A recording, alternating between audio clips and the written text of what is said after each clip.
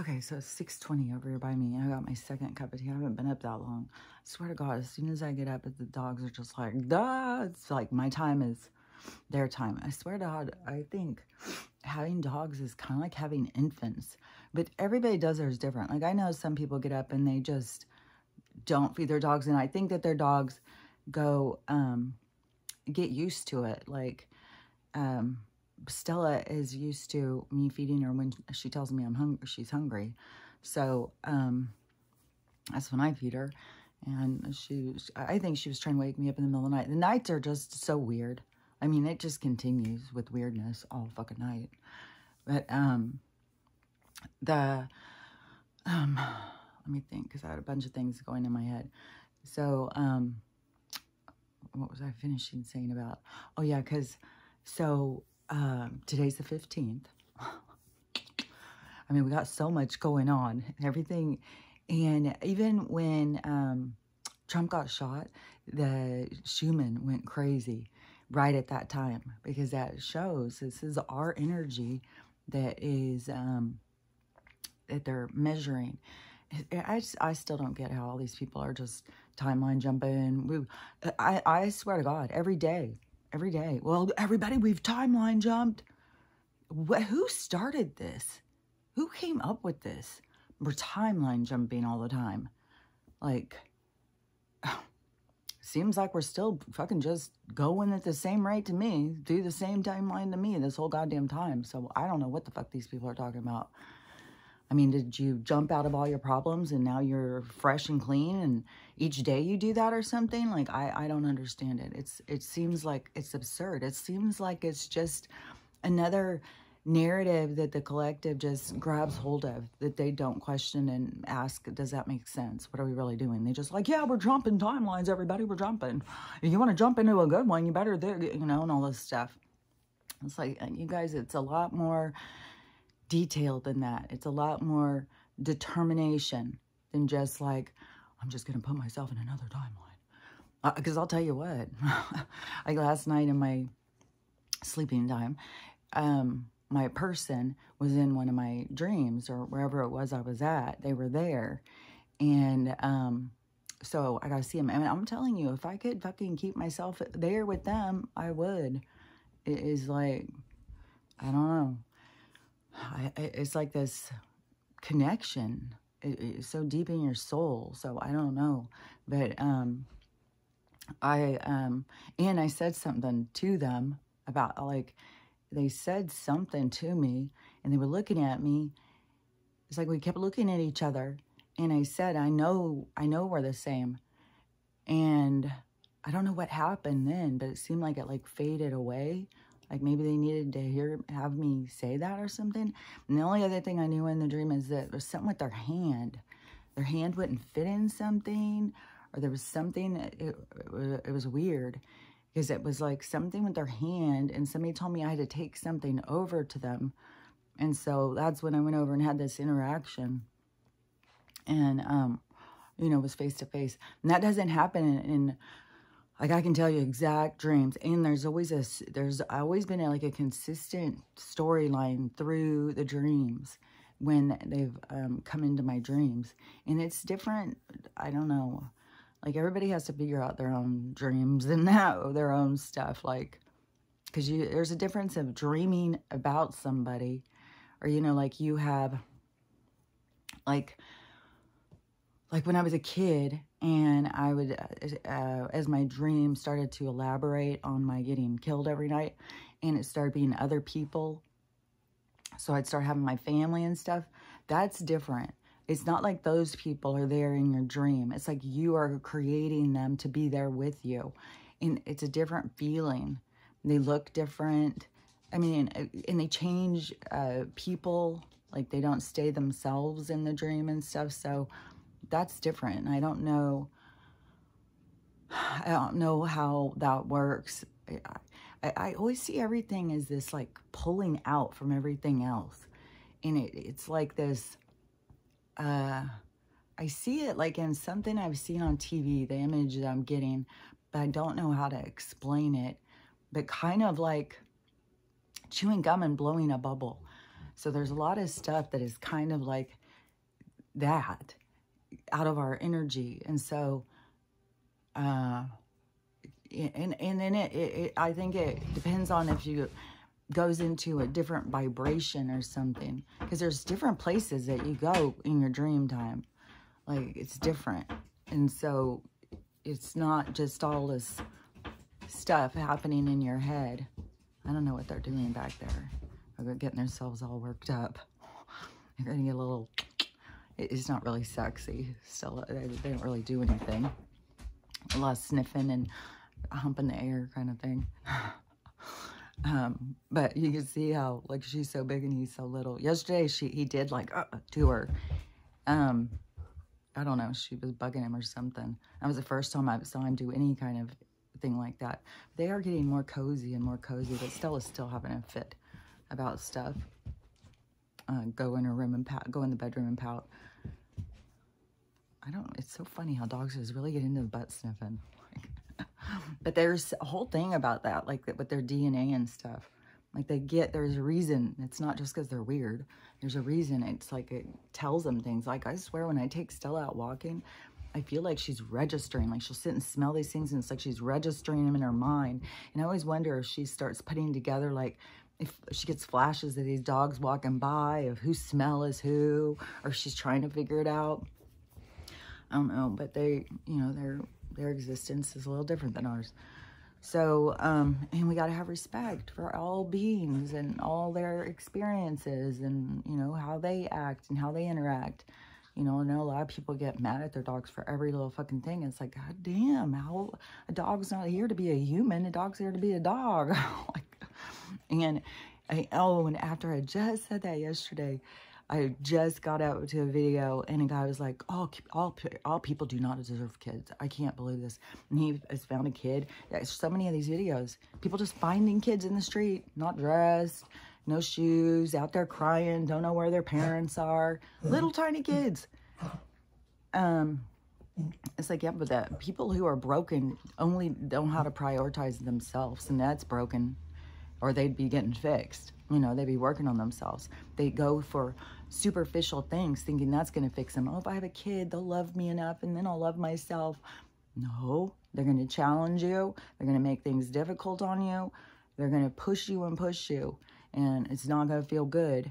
And most people don't do well when something pushes on them. They don't have the abilities to self-regulate, to go into reflection and stuff. So it's an issue. And that's why I said we're going to have such a changeover in these priorities over, the thing I'm seeing so big is pets and especially dogs. Fucking goddamn. The sweetest little creatures. But look at what we do to cows, like slaughter those motherfuckers and eat them.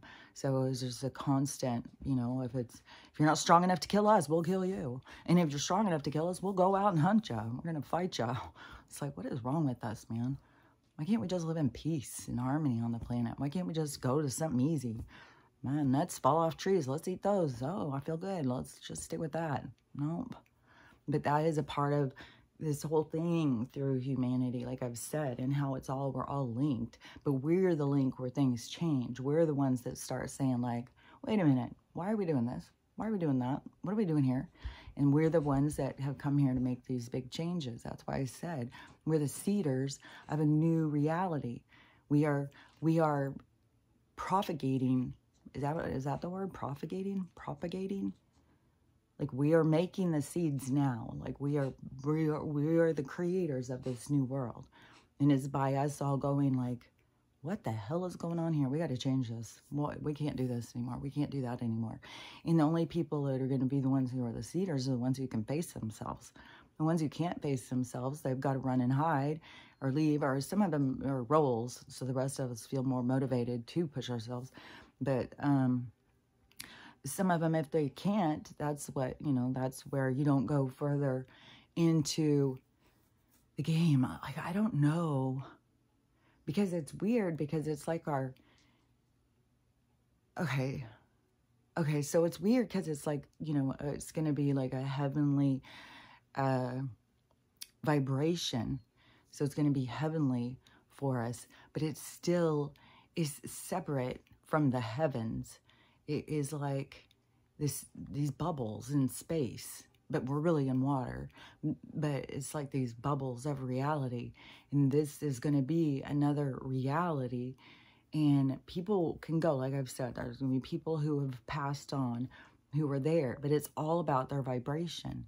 And so the thing that would bind you is if you were supposed to learn from whatever it was, like, because you're always going to do what you're going to do.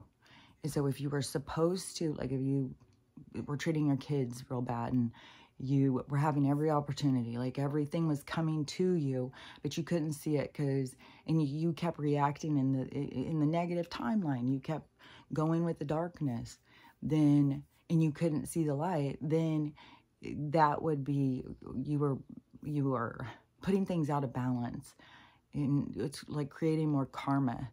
And so I don't know. I would think everybody can go there, but I just know it's all based on vibration.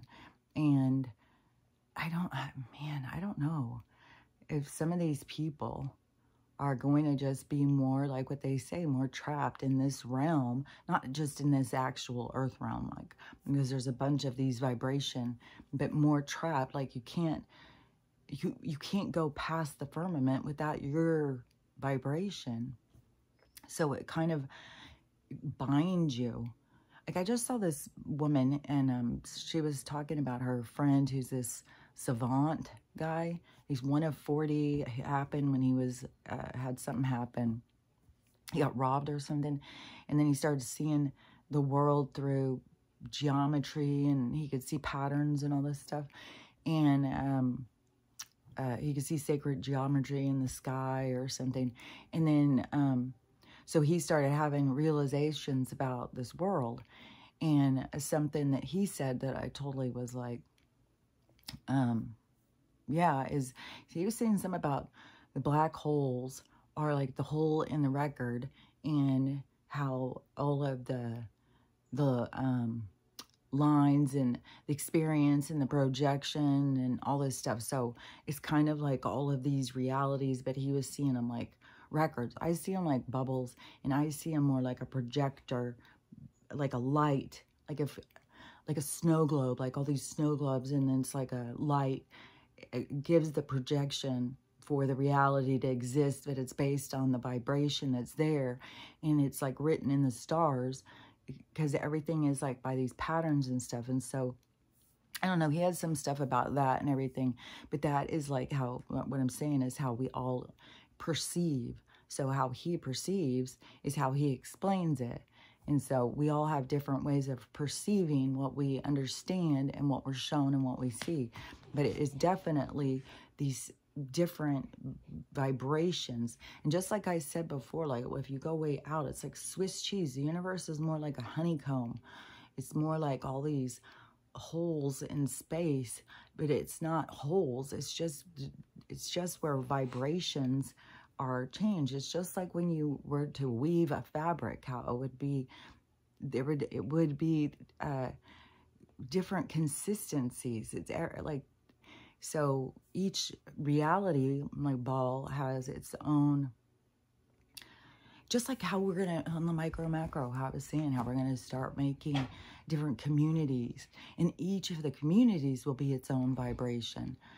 So it's like, think micro macro. So we do it on a small scale, we do it on a large scale. Everything goes, it's like these same things.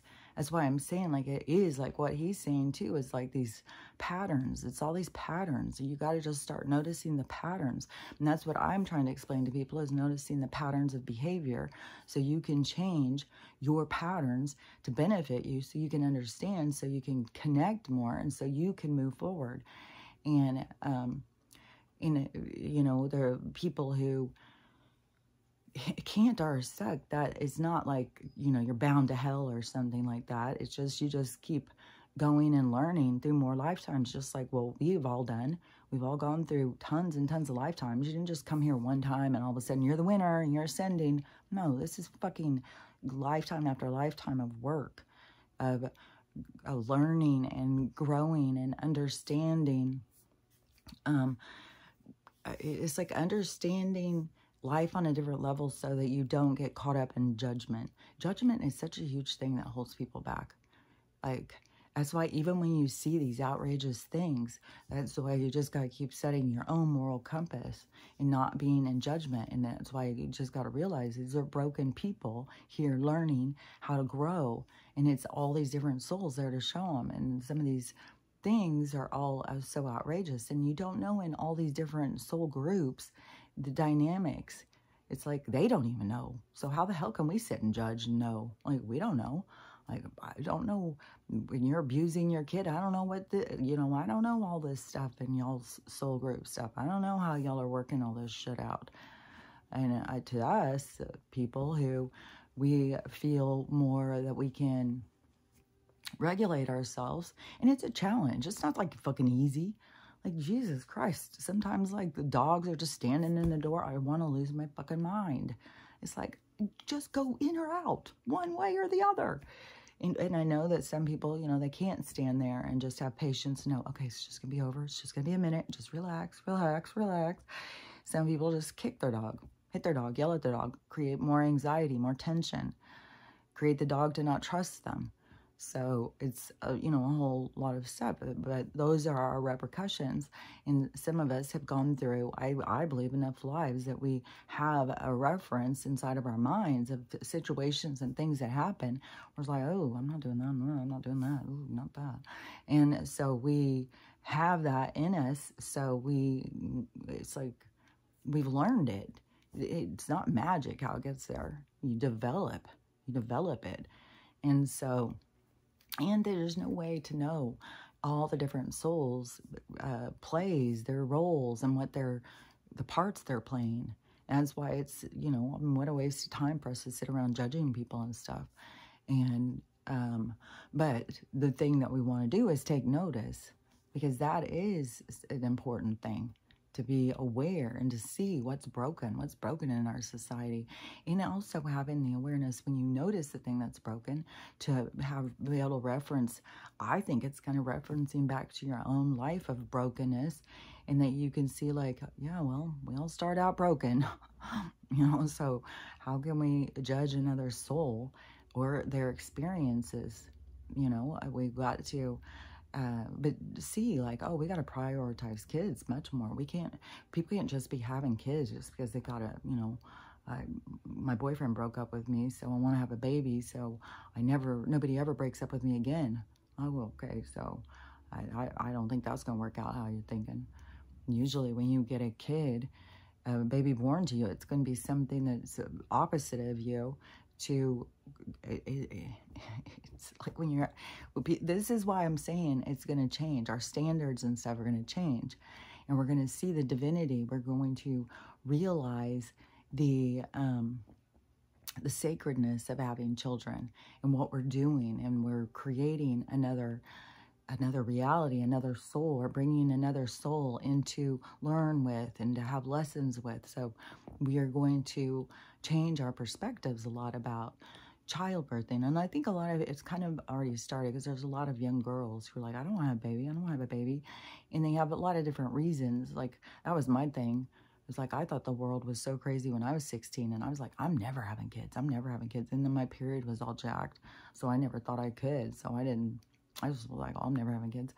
And then all of a sudden I was pregnant when I was 20 and just got married to somebody who I would have fucking left the moment I could have, except for then all of a sudden I'm bound by a child to this experience.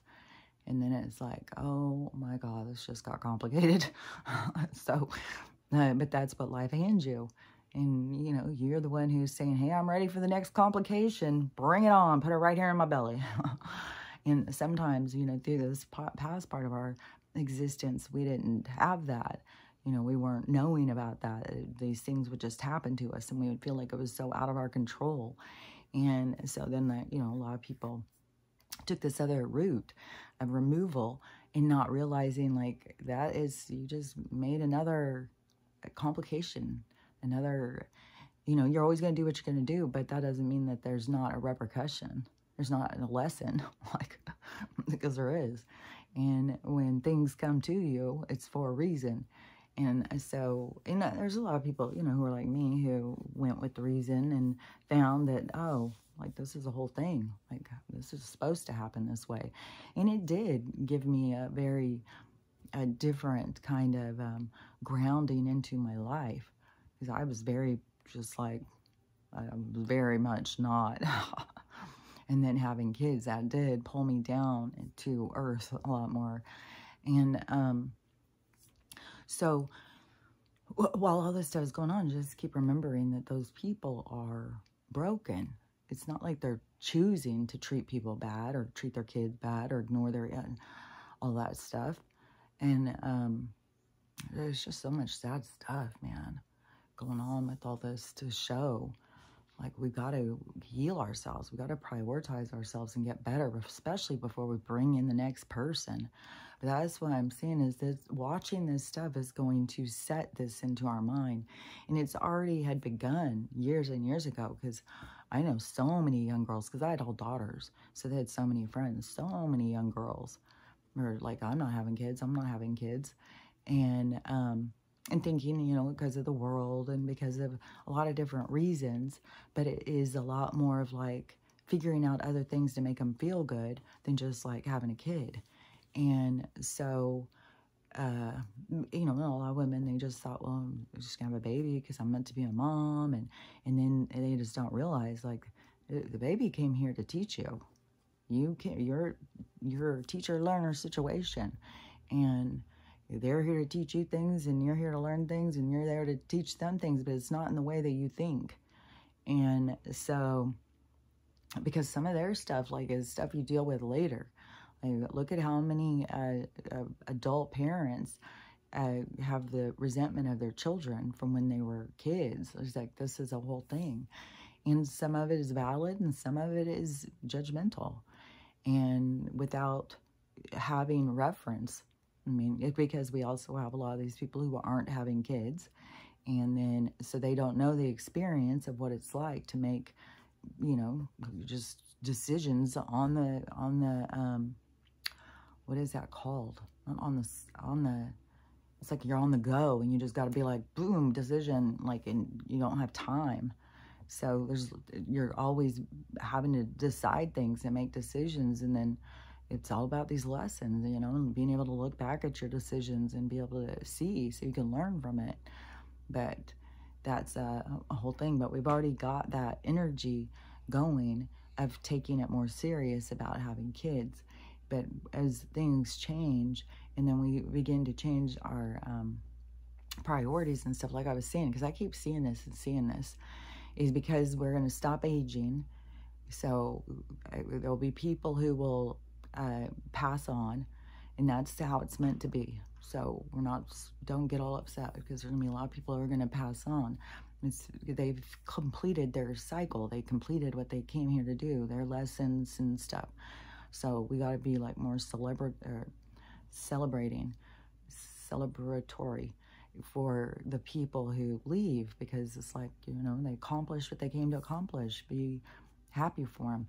And not, we all go through our loss, but, I think that this is our changing and starting to see differently. And so there's going to be a lot of older people who will go, but then there's going to be a lot who are here to change and go the other direction. So to age backwards, so that they can start to prioritize themselves. And it has to do with their soul lives and stuff, what they're here to learn and stuff. So there'll be a group of people who will do that. And so for a while, we will have a lot of older people. And then as things get, and we'll still have younger ones, but as things keep going, it's going to be way, way less younger ones. There won't be old ones. Everybody's just going to, you just kind of get to adulthood, and you just kind of linger in there. And like, if you just don't take care of yourself, your body's going to start showing. But if you take care of yourself, your body's going to start showing.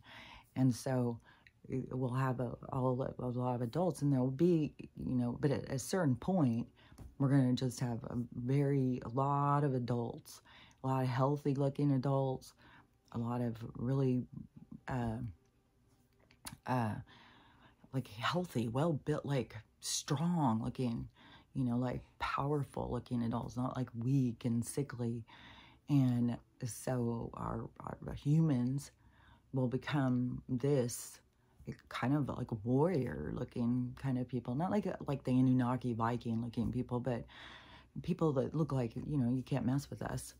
They're gonna look like strong people, maybe people who have to swing from the trees, I don't know, like Tarzans or something, I don't know. But humans are gonna start looking a lot more like that, like Tarzan looking, you know, built and stuff.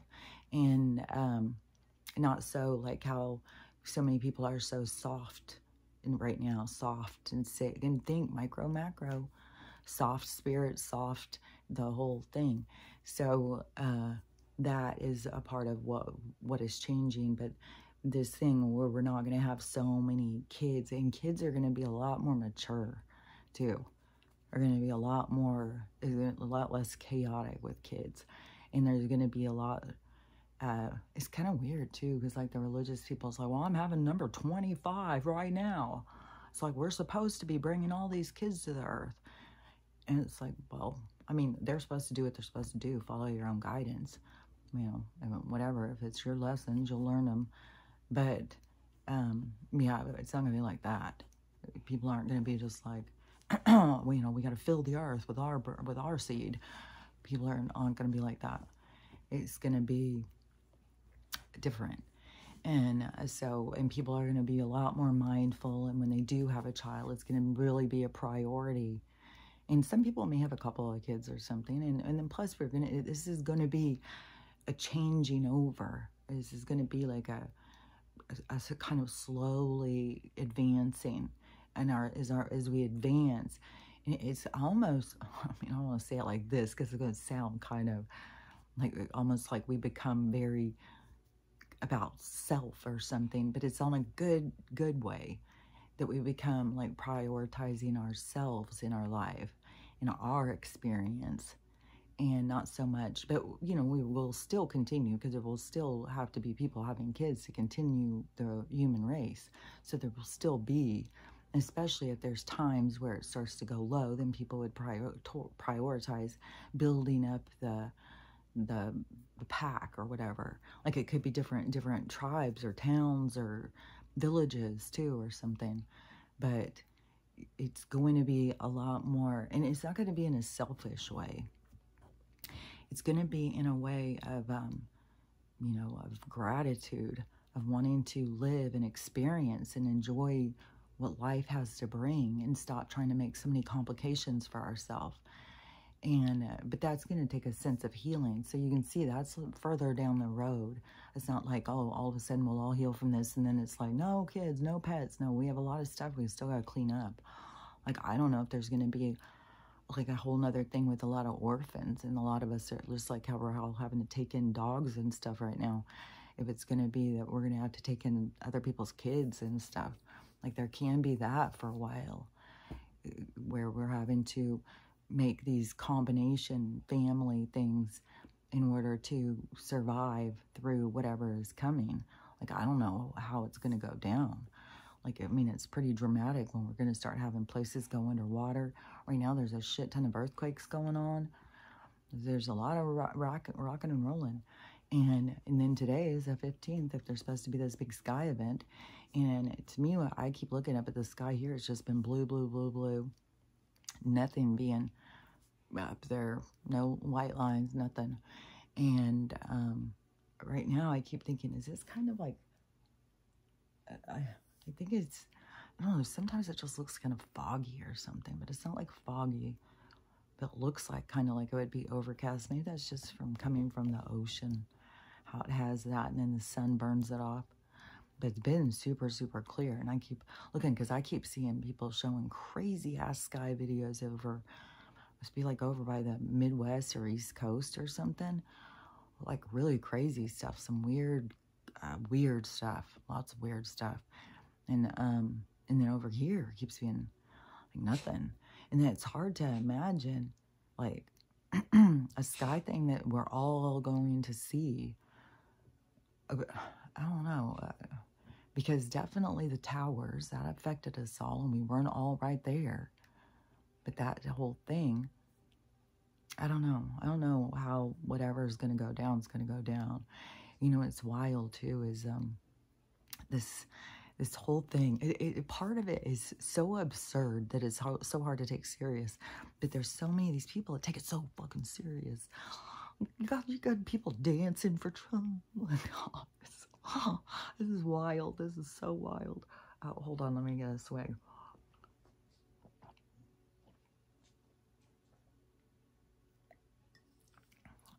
That's half of it. So, it's kind of weird too, because there's all these different things of when people found out and stuff. Because somebody had sent me a video. It was earlier. I don't even remember. They sent me a video, and it said that he was at the thing. And so I was like, oh, okay, so it has begun. Like a big thing has happened now, so like we're going in the good direction. And so then I swear to God, it was hours later, hours.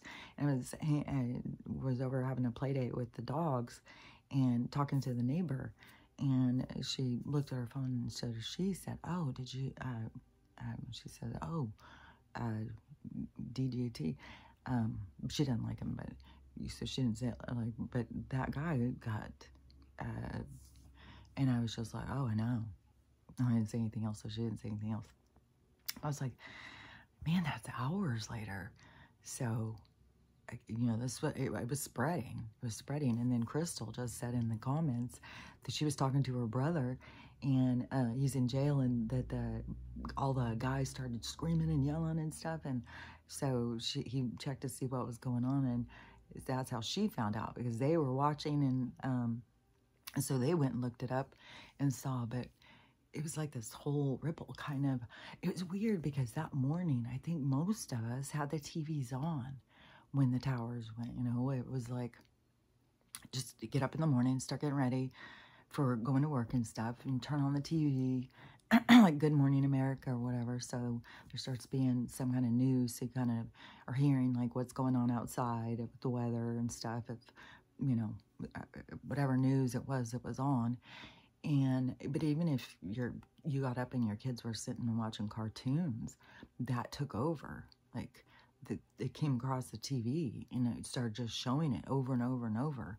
So we were all, and I remember seeing, I mean, everybody's calling each other. Everybody was just like, what the hell? It was so dramatic, man.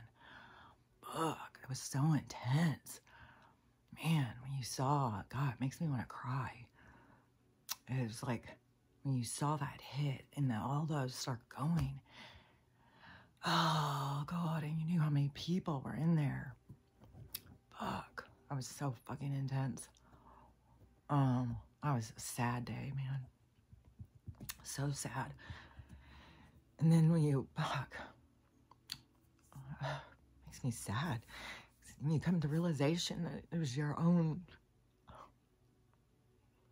people who say they're there to protect you. Really starts getting you to see things different. But then when you see things different, you go with the narrative, and then you get called crazy all the time. So, but luckily everybody's seeing things different now, and all these things are these things to get us to all see things. All these things happening are to get us to see things.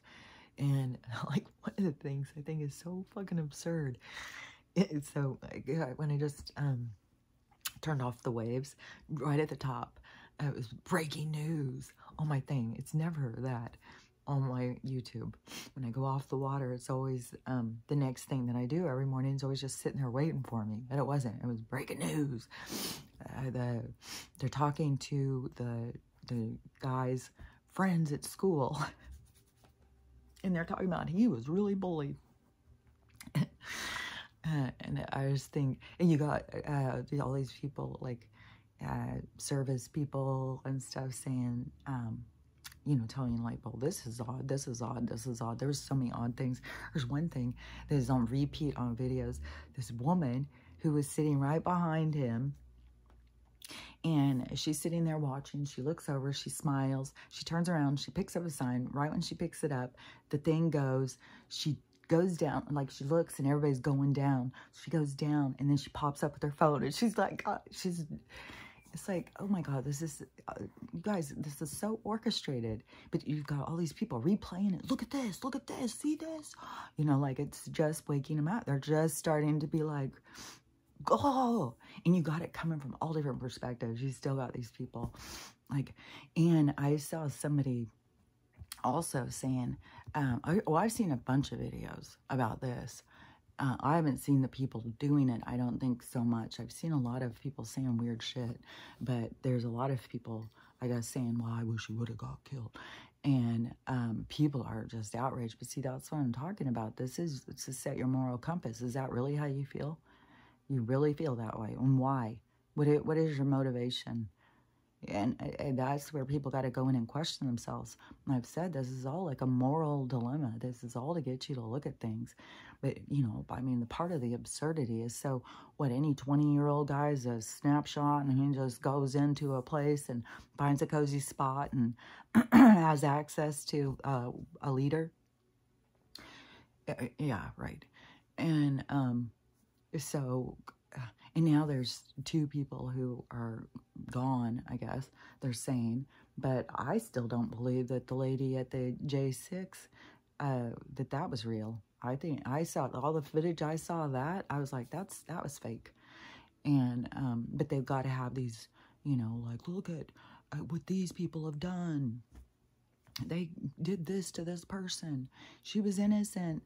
And it's going to be the same thing with this. But definitely, I see this lean in, because right now they're just saying, hold on a sec.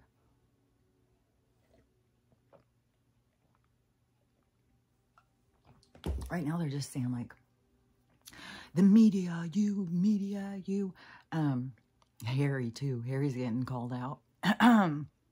All you, the influencers, and the media, and Joe himself and all his compadres, all of their negative, hateful rhetoric that they are spewing out, creating division and creating this craziness with these people.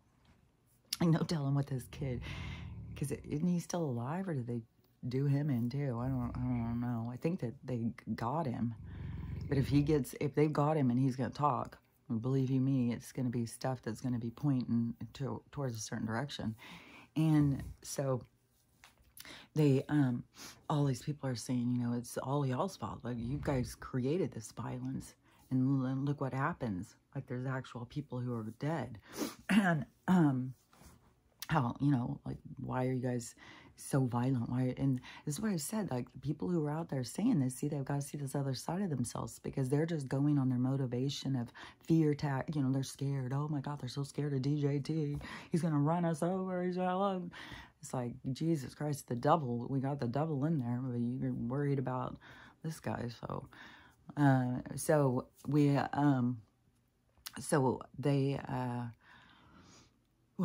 whatever with them, they're already placing the blame of this created hate and the response on this certain group and all the people who are out there speaking so much hate. But is that whole, what is that called? The derangement, the TDS, the derangement syndrome. All of that was created by the media to get these people so crazy and so angry and mad at somebody, and they don't even know why. You start talking to them, and they just all have these bite point things that there's no research done. They don't know if they're facts. This is what the news has said. I mean, they, like, I saw somebody going off on about Stormy and stuff. It's like, oh my gosh, you guys. Stormy is like this kid. Like, these people are all plants to bring in... It's just this elaborate thing. I don't want to say hoax, but that's what I heard. But it's an elaborate movie scheme play thing to wake people up. So it's all this stuff playing out to get people to question things and wake up and see what's going on around them. And the big thing, too, is this setting your moral compass to figure out, like, this is okay, this isn't okay, because throughout we've just been going with whatever. And I just saw this video of this woman, and she was a large woman, and she had darker skin, so she, you know, a lot of them have a lot more musculature to their frame anyways, and they have, you know, they have a lot more shape. And so I don't even know, like, I think that there's some who have a booty, but they're still going and getting BBLs to get a bigger booty. I don't know, was this in a rap song or something? I'm like, I know, look, there was that song, I like big booties, or I like big butts. And I'm here to say, because that kind of hurt my feelings, that song. But, yeah, you know, that was a long time ago. Like, what is the motivation nowadays? But so it shows her walking, but then it shows her as she walks past from the back.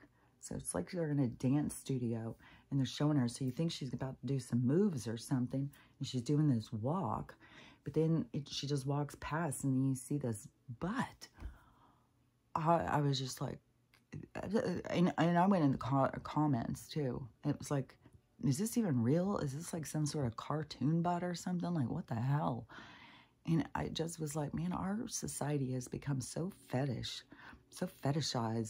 They're just, you know, those things are going to change.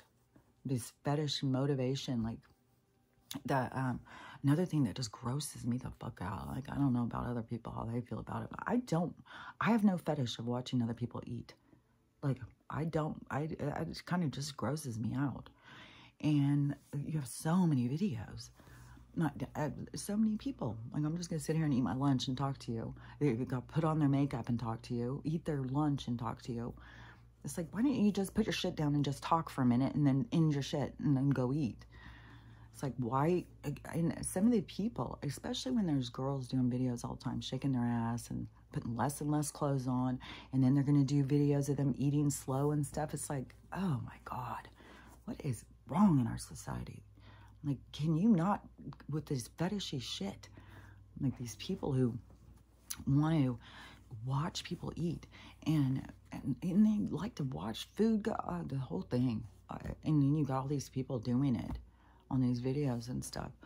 It's like, what is wrong in our society? I swear to God. Like, oh, there's a fetish? Well, I'm just going to jump on board and I'm going to be a part of that. That'll make me feel better.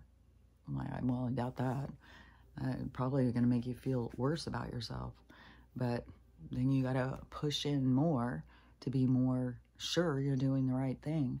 Oh, you know, speaking of doing the right thing, you know, I had gotten all these tattoos when I had one tattoo that I had gotten when I was in LA, when I was working in LA in Hollywood at the tattoo place a long time ago, when people didn't have, there was only a few women who had big tattoos, and I was one of them, and I had a big tattoo on my back, and so that was, you know, having that tattoo was so big and stuff that people saw me as some sort of weirdo. So there were still doctors and stuff who saw me as a drug addict and stuff. And then, so I had that tattoo, and I did have a off and on relationship with it. Sometimes I hated it. I even went one time and see if I could get it removed. And it was going to cost so much money. And it was going to be so painful. They couldn't even take all the things. And I was like, well, this was my decision. This is what I live with. And everywhere I would go, I was constantly having people come up and want to talk to me, see it, look at it. They thought it was so beautiful. And it was so different, you know, to see somebody. And then, of course, that bothered the shit out of my husband. He hated that. And he would ridicule me all the time, tell me tattoo people are disgusting and stuff. It was like, oh, it was... Sometimes I just wonder why I put myself, like, you go through your stuff, but then you go through your healing, and then it's like, oh my God, I can't believe the stuff I put myself through. But you learn and you heal, because then you get to a point where it was like, I would never put myself through that again. Fuck no. But anyways, I got, so after I got my brain injury, one thing, I didn't have the same kind of, well, I didn't have job restrictions. And so I could do whatever I wanted. And I was doing tattoos again. Everybody kept asking me to do tattoos on them. And so, and tattoos were really getting really popular. and I could just could tattoo myself. And so I don't know, I just got really into it, and then I got a whole bunch. And you know, some people just say, well, you know, she's got a brain injury like my lawyer. And I don't know, you know, I didn't have them before, and then I did. But I had one, so I'd already, you know, it's like, that's why I said too, like when people are like, go out, killers, like, well, I killed the first one, may as well do some more. It's like, once you broke through one thing, then, well, I already did it once, I'll just keep on doing it. So anyways, you know, got all these, and then as through my healing journey, and then start finding out about how toxic, how toxic this shit is. And I was like, motherfucking shit. And now it's all over in me. And so I just saw this video, and this one was just like, God damn it. And so I keep getting these weird bumps. And I talked about it, and I was like, I don't know what these bumps are. Because, you know, when you know about all this stuff, it's like, God damn, are worms being dropped on us and burrowing into my skin? I've got the morgue, and, you know, Ellen, or what the fuck? And so I keep being, like, concerned. And then I saw somebody say, if you get any of these bumps, like these moles growing on you or whatever, baking soda and castor oil, make a little paste and put it on, and they'll go off. They'll fall off. And so I was like, well, I'm going to do that. And I keep, like, I'll rub my leg, and I'll be like, oh my God, there's another one of those bumps. So yesterday, I saw a girl, and she had more tattoos than me. She had a lot of tattoos, but she was showing, well, I have a lot of tattoos, but she was more filled in, like really filled in. And she was showing all of these different, I don't know, striations and stuff in her tattoos, and these bumps and stuff. And she was saying that, you know, it's kind of stressful because she just found out that that was tattoo allergy, that's ink allergy. And so she's like, she had been looking and seeing all these other people talking about theirs. And so she said, you know, you can become allergic to your tattoos after years. And so I was like, oh shit, that's what this fucking is, but see, that's a medbed thing.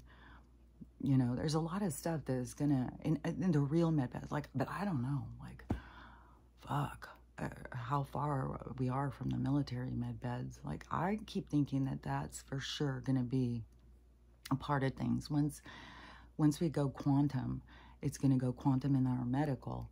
And when we get into, because there's those healing centers and stuff, but those beds, they don't just heal like these military ones that we're going to be able to go into. Those ones, when they put your vibration at your optimal, like I think the tattoos will be off. I think all of that stuff, like it grows your parts back. It gets rid of all disease inside of you. So, but see, we can't just go and have the easy thing. You know, we've got to go through this stuff so we have gratitude when we get to this other part. But like, oh yeah, because somebody was telling me yesterday about their friend and what they're going through. It was sad too, because this girl, she was in a car wreck when she was a teenager, and everybody else, all of her friends were killed in the car wreck. And she has this horrible guilt. I don't know if she was the driver, but she has this horrible guilt, and she feels horrible. And so all this time later, and she still is traumatized by it, and she's trying to do these treatments. And she was, the person telling me about it was saying that she's on this ketamine treatment. So she goes in and she gets this ketamine. And she said what's so trippy, this girl said, is when she does the ketamine, she goes into this other space, and her dead dad is there. And he's trying to talk to her. And I was like, what was he saying? And she said that he was saying she's got to forgive herself. So I was thinking, maybe she was the driver.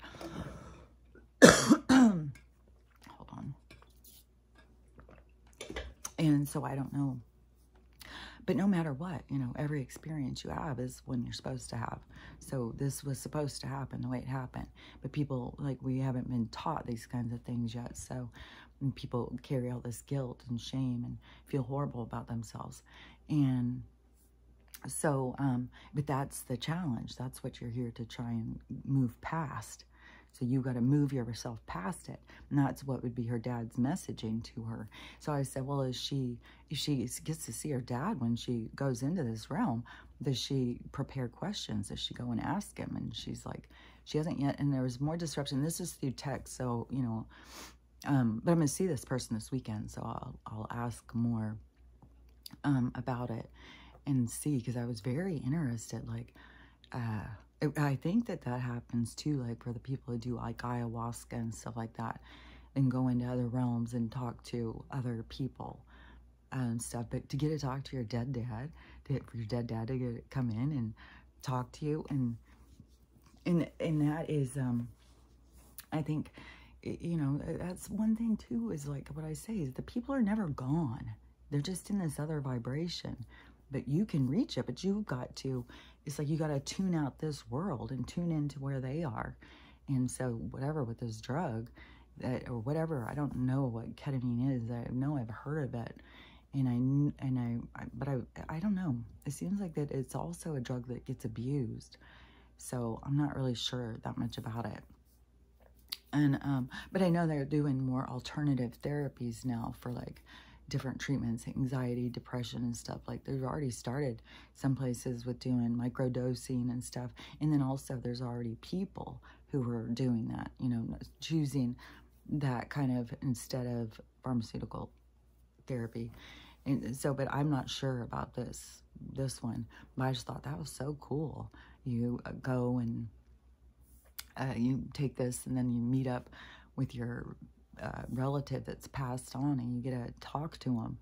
And but that is the thing, though, is where people have got to learn how to forgive themselves. And what have I been saying? Shame and guilt is the hardest things to get over. Those things are what bind people and hold them. And that's why you got to ask yourself, like when I was talking a couple weeks ago, and I said, it's almost like, it's almost more egotistical to keep yourself in pain and suffering. It's poor me, poor me. It's all about me. It's just me. Oh, well, I've had this happen. Well, I've had that happen. Well, guess what? Every single motherfucker who was birthed into this place has had shit happen. And we are all here to have shit happen so that we can get over it, so we can move on. And if you keep yourself just trapped in pain, that is a choice. And it's very ego-driven. That is, I bet you that there will be this, whatever's going to happen is there's going to be a lot of people who are going to see that in themselves. Because there's a lot of people who are really stuck. And there's so many fucking kids dying. Jesus Christ. So many kids dying. God damn, we've got so much fucking shit going on. It's so crazy. But so as the collective, though, is that all these people, you know, who have had their persons leave, who are very stuck in pain and suffering and feeling like they can't get over it, they're stuck, they can't get over this, that there's going to be, this is going to help push them, whatever is going to go down. Maybe it's just this, like if the sky opens up and shows us, you know, that this isn't real, then that could be the thing. Like whatever it is, it all goes perfect. It all goes together. Like whatever it is going to happen is the right thing. It's going to make all these different things occur. It's going to make everything start being seen so people can start to understand. Like everything is waking people up. But this is all about this consciousness. It's like a development, but we've been developing for a long time. But this is like this taking someone who's it's like mind restricted, hypnotized person and slowly bringing them out of it. And so that is what all of these things that are happening are slowly bringing them out of it. And it's the things that have all been a part of our lives, because everything is corrupted. Like our food, our resources, how we live, everything is corrupted. Like the fact that we need insurance, and that, you know, we think that we need to go to their medical and stuff, like all of their shit. So see why it all has to fall apart, because we were all just dutiful. We all just jump on board. Oh, well, this is what you got to do. And then we get mad at people who say, no, I don't want to do that. That's stupid. Well, you have to. Well, you're just a loser. Well, if you're not going to go and work all the time and pay for a house, then you're a damn loser. It's like, okay, well, that shows a side of us to ourselves. Like, why do we think you got to be this way in order to not be a loser? Like, that's stuff that we've got to work out. Like, everybody gets to choose how they want to live. These people who want to control us and tell us this is the only way to live, and then they get their little battle police to go out there and tell everybody else, you ought to do this or you're a loser. It's like, and that bothers a lot of people. You know, nobody wants to be a loser. Everybody wants to be a winner. So they got to, but this whole thing, this is what it's all about, this learning and growing, and it's affecting each and every one of us in a different way, and it's affecting each and every one of us in the way it's supposed to. That's the thing, is that we all have our own perspectives over how this is all playing out as to what it's supposed to affect us and what we're supposed to look at and how we're supposed to grow and how we're supposed to make changes and stuff. And all of us doing that, becoming more introspective, becoming more, it creates this more thoughtful society. And we see the benefits. That's the thing. That's the thing too that's kind of blowing up in our society, is people are looking for the benefits of this shit that there is none. But that is where things start changing, and we're going to actually see the benefits. We're going to value the change. We're going to see how the things that when we start making these changes, how it is like, it's like watering the plants with the right stuff, and everybody's going to start blooming and blossoming. That's how everybody starts becoming like this finite version of themselves, is because we start being watered with the right stuff. And there will be these boosts, these healing centers and stuff. And I don't know, you know, I'm definitely, I've wanted this fucking med bed situation for a long time. Luckily, I got these things out though. You know, because if I was having to wait on that, because that's what I had thought for a while. I didn't know that I could get that easier surgery. I thought I was going to have to wait because I didn't want to go have this elaborate surgery, you know, especially this en blanc and stuff. They're going to scrape out. I am working so hard on trying to bust up all of the scar tissue in my stomach from all of the surgeries. And it's weird because right here under my ribs where they took out my gallbladder, it is like, I swear to God, it's like I can tell there's a missing organ. And I'm like, man. And they make like it's so tiny. It's like, well, I swear to God, it sinks in. And I don't know. And especially where there's like a huge scar there. And then there's scars all in my belly button for all the laparoscopies. I'm going in there and looking around. Like, that's no big deal. We're just going to bust through your belly button and look around.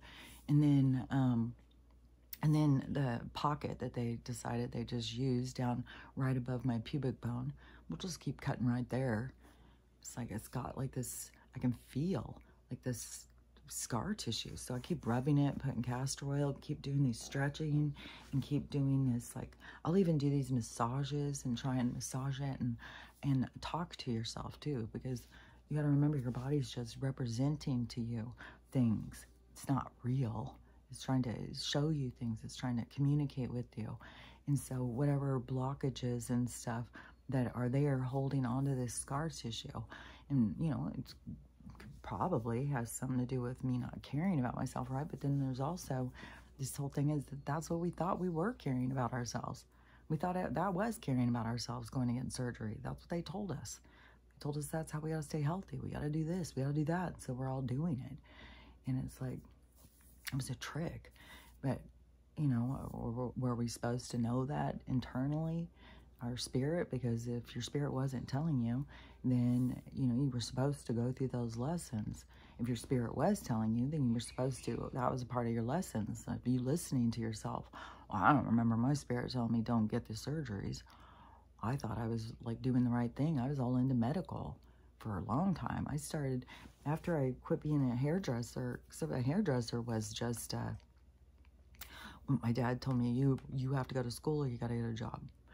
And I was like, look, I don't know. No, he didn't give me a choice. He told me I had to go to school. That's what it was. I had to go to school. And so I went down to the junior college that was by us and to see about becoming a psychologist, because that's what I wanted to be. I wanted to help kids. I really wanted to help kids, especially because I had felt like I was an abused kid. Nobody would ever listen to anything I said. And so I wanted to be there for kids and help kids. And I wanted to be a psychologist and help people with their stress and anxiety and stuff. And then when I went, they told me how much school it was, and I was already a bad student. Like I've already talked about, like when the teachers start talking, I'd just zone out. I'd be gone. And school was a challenge for me. And then, so when they told me it was going to be 7 or 9 years more, I was like, fuck that. I'm not, no way. Goddamn, I'll be 30 years old or something when I get out of school. And so then I went to, I don't know how it was, because I was talking to somebody, because we weren't even that good of friends before. And she had said, well, but she lived kind of close to me. And she said, well, I'm going to go to school to be a hairdresser. You should come and go to school with me. And I was like, okay, well, I'll go check it out. So I went down there and got in. And so I went to school with her, and it was a really good time too. And I made like so many good friends. It was really fun. I didn't particularly like doing hair because, like I've said before, people come in and bring a picture. They're like, okay, this is what I want. And they think that that's what they're going to look like when they leave. It's like, you don't have the same hair. You don't have the same face. You just putting on a haircut doesn't change you into this. And people become very disappointed. And I was way too emotionally raw, and it would hurt my feelings too much. Like it was too much for me. And, but I was a hairdresser through that period of time in Dallas, you know, when I was young and going to clubs and stuff like that. And then when I moved to Southern California, yeah, I was going to have to go back. You have to be licensed by state. See their fucking bullshit. Like, some of this stuff is so absurd. Every state, you got to be licensed and all their shit. Like, but in California, and they wanted more hours of schooling. And I was like, well, if I got to go back to school, it's not like I love being a hairdresser. So I would rather go do something medical. And I had always thought about my grandma, who was a nurse, who after her husband left her with 4 kids back in the 40s, that she was a nurse and she was able to take care of her family all on her own. And so that's why I was always like, well, I'm just going to be a nurse. And because then I'll always be able to take care of myself. And and something had come in the mail about working in the medical, and I thought it was nursing school. So I went down there and signed up, but it was medical assisting, and it was different than RN. Like, I didn't know all the things of all the different things, but this was an MA. So there's an MA, an LPN, and RN. And MA is restricted. They can't work at the hospitals. But as soon as I started working, I was an office manager, and I had a good job. And I had that good job until I was getting divorced. And then my husband was making my life such hell. He kept taking me to court. It was hell. He was stalking me. It was a rough time in my life. And he strangled me. The one time I know he came to murder me was that time I came home, and he was just in my bed. And I was like, what are you doing here? And he never spoke this whole motherfucking time. It was so fucking creepy. And he finally got up from there, went downstairs, and sat down on the couch. And I was, the energy was so still. It was so intense. And I knew he wanted to kill me. I didn't know what to do. And I kept thinking, where's his knife? Because he was always buying weapons. And even when he had come up here, years later, after his parents had died and he had nowhere else to go, and he came up, and then he gave my daughter, who was a drug addict, drugs, and she OD'd and went to the hospital. And then he went up there and said that we weren't allowed to see her and stuff. And then we had to tell him tell the cops what was going on. So then they went out and went after him, and they told him he had to leave Washington State. They said, you got to get the fuck out of here, leave our state. So he's like, and they said, if you don't leave, we're going to confiscate all these things. And I guess he had like 4 or 6. And so, but he didn't leave. He went and hid out for a while. I mean, now he's on the state assistance no, he's not there because he's on Social Security, so it's federal. But I don't know. Like, that didn't go on his record. But anyways, it was a whole fucking thing. But that day when I knew he had come to kill me, and he had this huge hunting knife. It was fucking huge, just like the size of my forearm. And he'd come home with this shit. It's like, what do you need that for? To use on you, and you don't. When I get mad at you, it was like, fuck, dude. And so, when he was sitting on the couch, I just sat down on the ground, and I was just sitting there trying to be still, not make a breath, not do anything. And I was scared shitless. And I just kept thinking, where's that fucking knife? Is he out under the couch? Is he about to reach it out? Am I about to fucking have to fight for my life? Like, what about? And this guy was bigger than me, way bigger than me, and way stronger. So, yeah, it would have been the end. But he wanted to bring the end to me a bunch of times. That's when our marriage counselor was the one who told me, because she did all this testing on him. There was a lot of signs that he had mental illness. And she did this testing on him, and she's the one who called me one day and said, you need to move further away from him because he needs more time to deregulate, like to get his shit together before he gets to you, because he's going to do you in. And so I moved, and it was a whole ordeal. I go to the course, like they want me like 20 minutes from him. Oh, good, that's cool. And courts have a say over you. Like, nobody really even knows until you go through the system and trying to. And this was years ago, too. And it was in California. And California was all about the equal. And, how dare I not want to live right down the street from him. And so, I did move like a half hour away or something. And once I moved in with the guy, he stopped doing that. And it was like guys were the only ones who would move in with me. Because of, I don't know, it was different. Now women pair up more and would share a place. But back then, I was like young. There wasn't a lot of young single moms. And so I was like an odd man out. So my brother lived with me, and then I started having boyfriends live with me and stuff. But when we were just sitting there, and it was so tense, and I knew he was there to murder me. And all of a sudden, my brother comes walking in, and just comes into the house. So that just the whole energy, it changed. It was weird. But he all of a sudden was like him entering through this portal, through this doorway. He could feel the energy that was there. And he turns and he looks and he sees him on the couch. And he goes, hey, Doug, what are you doing here? And he just sits there for a minute. Then he stands up and he slams his head, his hand, his arm into the side of my head, and I fell over, and then he walked out. I didn't know he was there. He just was trying to get up the nerve of doing it, and my brother just saved my life. And when he hit me like that, blood started coming out of my ear. He hit me hard, strangling me. I had strangle marks, but he strangled me at his house, over at his parents' house, and the kid drop-off thing. So I thought, well, I guess I shouldn't have been there, so I didn't go to the cops, even though the people that were with me, go to the cops, get a thing. I was always this, well, I don't want to cause more trouble. I don't want to cause trouble. It's like I didn't have the ability to stand up for myself for years and years and years. Now I do, but for years. But that was scary. That was intense, man. And I don't remember why I went off on that story, but whatever reason it was, that was the story.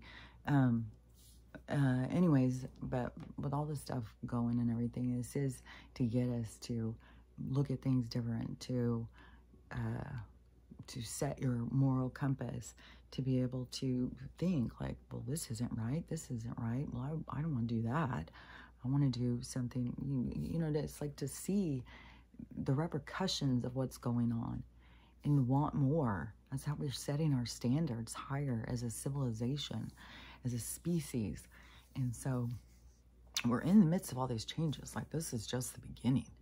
This is just the start. This is the shedding of the old skin.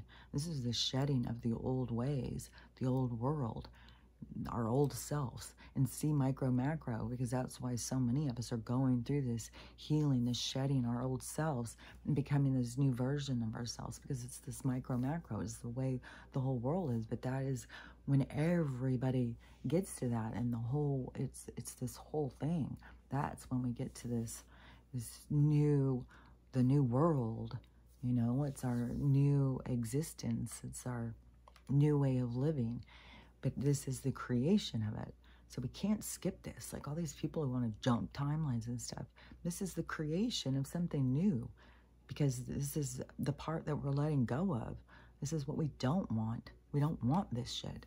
We don't want to have kids that aren't being cared for, animals not being cared for. We don't want to have marriages where we are married to our opponent rather than our partner. Like, we want peace on earth. And we're not going to have peace on earth in chaos. Like, we have to go through the chaos to get to the peace. So, yeah, I don't know about these people with the jump in timelines.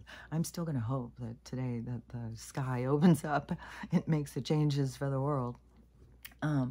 We'll see. I mean, there's things where people are saying the 7/17, and then there's a whole bunch of stuff about the end of the month too. There's always come and stuff, but now, I mean, it really seems like we've really got a lot going. I know there's always been a lot going, and we've always been going slowly towards this advancement, but now it seems like, boy, there's enough shit going. Surely this has got to be it. I mean, you got so many people who are, I mean, you got these people, oh, he should have died, and these people are like, oh my God, like, they're so, they've definitely got the attention of the people. And so now whatever it is all that they want to show, you know, so it's going to be, keep trying to make it clear about the corruption in these group of people. That's why I think it's going to go beyond that they just promoted hateful anger and violence, that it's, I think it's going to come out like, well, it could be because this kid, but this kid has already done a video. Oh yeah, because that kid's alive, because he already did a video and said you got the wrong guy. Whatever that is, because it's more just this big show, this big thing. So it can definitely come out that something was hired. That makes sense to me, that they're going to be like, oh no, they actually hired them. They weren't just, but they are promoting so much violence. So that could be the only thing that they're going to try and show is like, see how horrible these people are.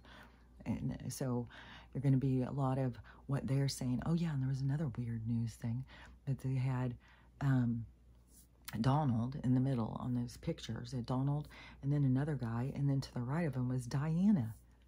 It's like, so, you know, I've heard she's coming. I swear to God, her love child is her. Like, I thought that was absurd. All of a sudden, this love child that looks exactly like her comes out. I was like, I think that's her. She's been in hiding. She didn't get killed. There's a lot of these people. That's going to be a part of it too. There's a lot of people. And that's probably why, you know, even at the rally, why, oh, two are gone. Because there's going to be a lot of people who they've told us are gone who are going to be showing back up. I definitely think that Michael Jackson, I think this guy who has been being JFK Jr., but he's not the original either. There's another guy who's got all the fucking receipts to he's the real one, and they put this other one in. And in the attacks on his family, there's so much of just illusion all around us. And so it's like the illusion had its effects on our lives for what it needed to affect. But now it's like, it just reminds me so much of like, it's the end of the night, the lights come on, so you got to see what's in the club. So this is like, the lights are coming on, so you can see where you've been all night. It's like being in a restaurant, you eating this meal, then you get to go back in the kitchen and see what the preparing was. So I think there's so much illusion. People think like people back in the kitchen are being all clean with your food. Okay. So, anyways, that's what I see is still going. It's all still going exactly, the way it's supposed to go. There's nothing to be worried about or nothing to be fearful about. Just stay on top of your stuff, be on guard, pay attention to what's going on. If they're having storms around you, be prepared for whatever is to come. Just keep staying alert, keep staying prepared, and keep knowing that all this stuff is playing out the way it's supposed to play out. We're in this shift. This shift is going to happen. All these people that think that, oh, well, it's like they don't understand how the universe works. Like all these time jumping and all this, well, we don't know, and God and devils and angels and stuff. It's like, okay, let's simmer down now. So simmer down and just remember what you got to focus on. Learning how to love yourself, love everyone, and have a loving day, because it is up to you. So I'll talk to you later. Bye.